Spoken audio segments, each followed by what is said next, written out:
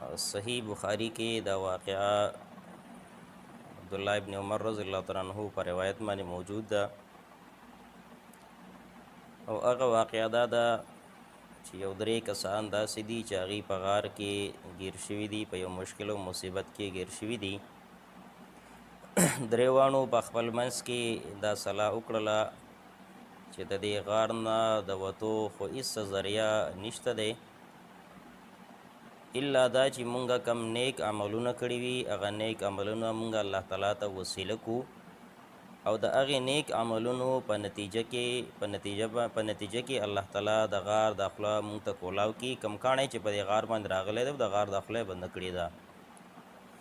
په دغې دریو کسانو کې یو کس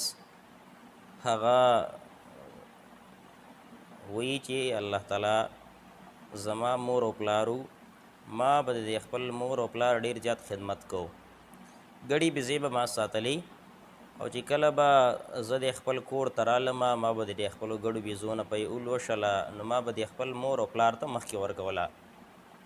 یعنې خپلو بچو ته خپل اهل و عیال ده د هغې نه مخکې به ما د خپلو والدینو ته د دغې ګړو بېزو پی ورکوله. یو موقع باندې داسې چې ما ګړي بېزې سره ولې د شپې په راتګ کې ناوخته شو او لیټ ټایم زه کور ته رالمه،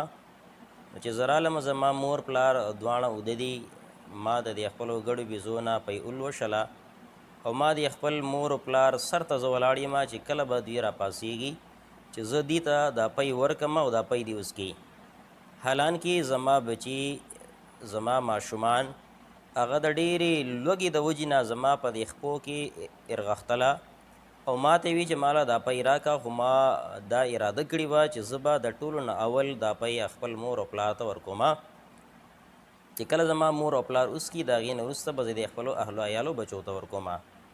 خو دا خبره ما خوښه نه ګڼله چې زه د خپل مور او پلار دا راپاسومه د خوب نه. په دې حال کې دا ټوله شپه تېره شوله او کله چې سبا شو مور او پلار یې راپاسېدله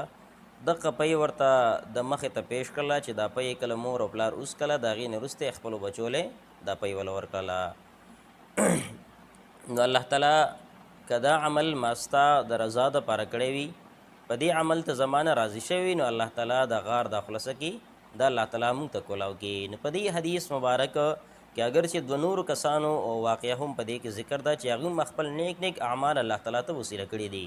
خو مختصرا دا چې د مور پلار خدمت، د مور پلار خیال ساتل د الله تعالی د ډیرو مشکلاتو د مصیبتونو د هغې د نجات ذریعه الله تعالی ګرځوي. بنیادي طور د دې حدیث ته غرض کولو د بیانولو غرض او مقصد دا دی چې مونږ کله د خپل مور او پلار خدمت کوو، د هغې خیال ساتو، د هغې د جوړې جامې خیال ساتو، د هغې د خوراک او څښاک او د ډاکټر خیال ساتو، په هغې باندې سود کوو، د هغې تپوس او پوښتنه کوو، نو دا زمونږ دپاره د دنیا او د آخرت د دواړو د سعادت او د خوشحالۍ سره د هغې ذریعه ده. نو په دې حدیث کې رسول الله وسلم د مشکلاتو د مصیبتونو د هغې د خاتمې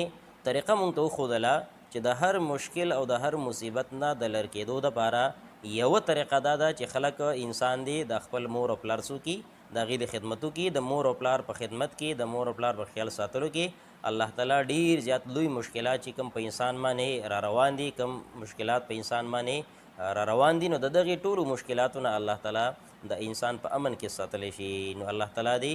مونږ ته په حقیقي معنو کې د خپل مور او پلار د خدمت کولو توفیق را نصیب کړي.